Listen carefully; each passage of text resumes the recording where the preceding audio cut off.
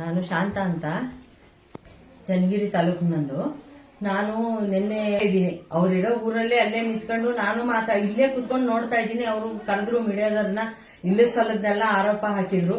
ಅವ್ರು ನನಗೆ ಮಾರಣಾಂತಿಕ ಹಲ್ಲೆ ಮಾಡಿ ನನ್ನನ್ನು ಮನೆಯಿಂದ ಓಡಿಸಿ, ನಾನು ನೆಂಟ್ರ ಮನೆಗೆ ಹೋಗಿರಂಗ್ ಮಾಡಿ, ಇರೋ ಬರೋರ ಹತ್ರಕ್ಕೆಲ್ಲ ಸಾಲ ಸಂಘ ಎಲ್ಲ ತೆಗೆದುಕೊಟ್ಟಿದ್ದೀನಿ. ಅವರಿಗೆ ಎಲ್ಲ ತೆಗೆದುಕೊಟ್ಟು ನಾನು ಹೋಗಿ ಅಲ್ಲಿಂದ ಫೋನ್ ಮಾಡ್ತೀನಿ. ಒಬ್ರು ಸಂಘ ಸಾಲ ಯಾವ್ದು ಒಪ್ಕೊಂಡಿಲ್ಲ, ಯಾವ್ದಾವ್ದನ್ನು ಒಪ್ಕೊಳ್ದಂಗೆ ಅವ್ರಿಗೆ ಕೊಟ್ರೆ ಸಾಲ ಕೊಟ್ಟರವರಿಗೇನೆ ವಾಪಸ್ಸು ನೀವು ಹೋಗ್ರಿ ವಿಷ ಕೊಡಿ ಹೋಗ್ರಿ ಆಕೆ ಹೋಗಿದ್ದಾಳಲ್ಲ ಅಂತ ನನ್ನ ಮೇಲೆ ಆರೋಪ ಹಾಕಿ ಕಳಿಸಿದ್ದಾರೆ.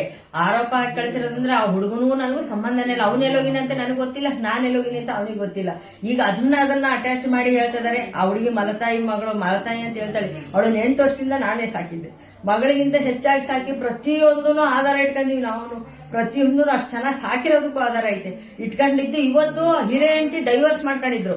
ನಮ್ಮನೆಯವ್ರಿಗೆ 3ನೇ ಹೆಂಡತಿ. ನಾನು ಡೈವರ್ಸ್ ಮಾಡ್ಕೊಂಡಳನ್ನ ನನ್ನನ್ನು ಹೊಡೆದು ಕಳಿಸಿ, ಇಬ್ರು ನಡರಾತ್ರಿಗೆ ಬಂದು ನನ್ನನ್ನು ಇಬ್ರು ಹೊಡೆದು ಕಳಿಸಿದ್ದಕ್ಕೆ ನಾನು ಹೋಗಿದ್ದೀನಿ. ಅದನ್ನ ಈ ತರ ಕತೆ ಕಟ್ಟಿ ಈ ತರ ಎಲ್ಲ ಇಷ್ಟೊಂದು ದೊಡ್ಡ ಅವಂತರ ಮಾಡಿ ನನ್ನ ಟಿವಿ ಒಳಗೆಲ್ಲ ಬಿಟ್ಟಿದೆ. ಇದೇ ಊರಾಗ ಇದ್ದೀನಿ ನಾನು. ಎಲ್ಲೋ ಬೀಗ ಹಾಕೊಂಡು ಪರಾರಿಯಾಗಿ ಹೋಗಿದ್ದಾಳೆ. ಸಾಲಗಾರರೆಲ್ಲ ಹೊರಗೆ ಹಾಕಿದ್ದಾರೆ ಅಂದ್ರೆ ಸಾಲ ಕೇಳಕ್ ಬಂದ್ರು ಜನ. ಸಾಲ ಕೇಳಕ್ ಬಂದವ್ರಿಗೂ ನ್ಯಾಯ ಮಾತಾಡಿಲ್ಲ, ನನಗೂ ನ್ಯಾಯ ಕೊಟ್ಟಿಲ್ಲ. ಹಿರೇ ಹೆಂಡತಿನ ಮಕ್ಕಳನ್ನೆಲ್ಲ ಕರ್ಕೊಂಡು ಮನೆ ಒಳಗೆ ಸೇರಿಸ್ಕೊಂಡು ಮಜಾ ಮಾಡ್ತಾ ಇದಾರೆ. ನಾನ್ ಮಜಾ ಮಾಡೋದನ್ನ ನೋಡೇ ಜನಗಳು ನನಗೆ ಹೇಳಿ, ನೀನೆಲ್ಲ ಸಾಲ ಮಾಡಿ ನೀನ್ ಅಲ್ಲಿ ಹಾಕಿ ಹೋಗಿದೀಯಾ. ಅವ್ರು ನೋಡಿದ್ರೆ ಎಲ್ಲರೂ ಸೇರ್ಕೊಂಡು 4 ಜನ ಆರಾಮಾಗಿ ಮಜವಾಗಿ ತಿರುಗ್ತಾ ಇದಾರೆ, ಶೋಕಿ ಮಾಡ್ತಾ ಇದಾರೆ. ನಾವ್ ಹೋಗಿ ಸಾಲ ಕೇಳೋರು ವಿಷ ಕುಡಿ ಹೋಗ್ರಿ ಅಂತದಾರೆ ಅಂತ. ದಯವಿಟ್ಟು ನೀವ್ ಏನಾದ್ರು ಮಾಡಿ ಜನಗಳಿಗೆ ನ್ಯಾಯ ಕೊಡಿಸ್ಬೇಕು, ನನಗೂ ನ್ಯಾಯ ಕೊಡಿಸ್ಬೇಕು.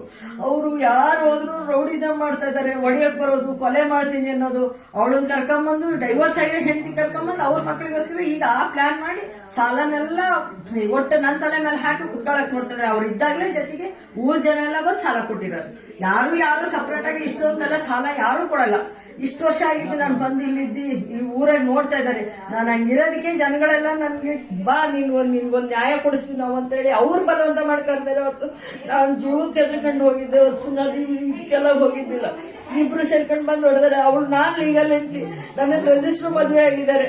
ಅವಳಿಗೆ ಡೈವರ್ಸ್ ಮಾಡಿದ್ದಾರೆ.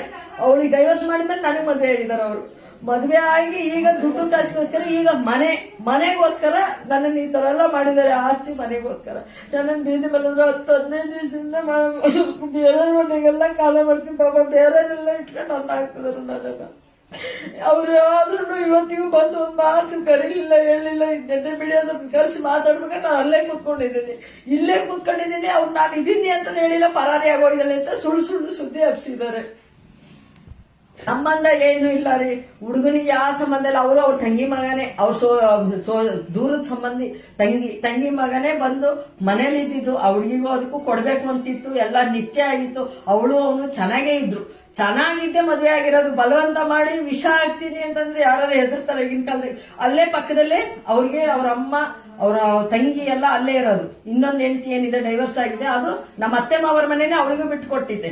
ನಿನ್ನೆ ರಾತ್ರಿ ಅಲ್ಲೆಲ್ಲೋ ಬೀದಿ ಮೇಲೆ ಮಲಗಿದ್ದಾರೆ, ಊರವ್ರು ಹೊರಗೆ ಹಾಕಿದ್ದಾರೆ ಸುಳ್ಳು ಹೇಳ್ತಾರೆ. ಪಕ್ಕದಲ್ಲೇ ಮನೆ ಇದೆ, ಪಕ್ಕದ ಮನೆಗೆ ಹೋಗಿ ಎಲ್ಲರೂ ಮಲ್ಕೊಂಡಿದ್ದು. ಜನಗಳಿಗೆ ಗೊತ್ತಿಲ್ಲ, ಜನಗಳಿಗೆ ಅದನ್ನ ರೂಟ್ ತಪ್ಪಿಸಿ ಮಾತಾಡ್ತಾ ಇದಾರೆ. ಅಲ್ಲೇ ಪಕ್ಕದಾಗೆ ಬಿಟ್ಟಿದೀವಿ, ಅಲ್ಲೇ ಇದಾರೆ ಅವ್ರು. ಆಗ ಅಕಸ್ಮಾತ್ ನನಗೆ ವಿಷ ಹಾಕ್ತೀನಿ ಅಂದಿದ್ರೆ ಒಂದ್ ತಾಯಿಗೆ ಹೇಳ್ತಿದ್ದಿಲ್ವಾ? ಇವತ್ತು ಕರ್ಕೊಂಡ್ ಬಂದು ಸೇರ್ಸ್ಕೊಳಕ್ ಆ ಹುಡುಗಿ ಗುರಿ ಇದ್ದಿದ್ ಒಂದೇ, ನಾನು ಇವಳನ್ನ ಏನಾದ್ರು ಮಾಡಿ ಓಡಿಸಿ ನಮ್ಮ ಅಪ್ಪ ಅಮ್ಮನ್ನ ಸೇರಿಸ್ಬೇಕು. ಅವಳು ಎಲ್ಲಾರ ಹತ್ರಕ್ಕೂ ಹೇಳಿರೋ ಜನಗಳು ಇಲ್ಲೇ ಸಾಕ್ಷಿ ಅದಾರೆ. ಈ ತರ ಮಾಡಿ ನನ್ನನ್ನ ರೌಂಡ್ ಮಾಡಿ ಇವ್ರು ಪ್ಲಾನ್ ಮಾಡಿ ನನ್ನನ್ನ ಹೊರಗಡೆ ಹಾಕಿ ಇದನ್ನೆಲ್ಲ ಕಥೆನೆಲ್ಲ ಕಟ್ಟಿ ನನ್ನನ್ನು ಬೀದಿಗೆ ತಂದು ನಿಲ್ಸಿದ್ದಾರೆ. ನನಗೆ ನ್ಯಾಯ ಕೊಡಿಸ್ಬೇಕು. ನಮ್ ಜನ ಎಲ್ಲ ನಾನು ಸಪೋರ್ಟ್ ಮಾಡೋದಕ್ಕೆ ಅವ್ರ ಮೇಲೆಲ್ಲ ಅಪೋದಿಸ್ತಾ ಇದ್ದಾರೆ.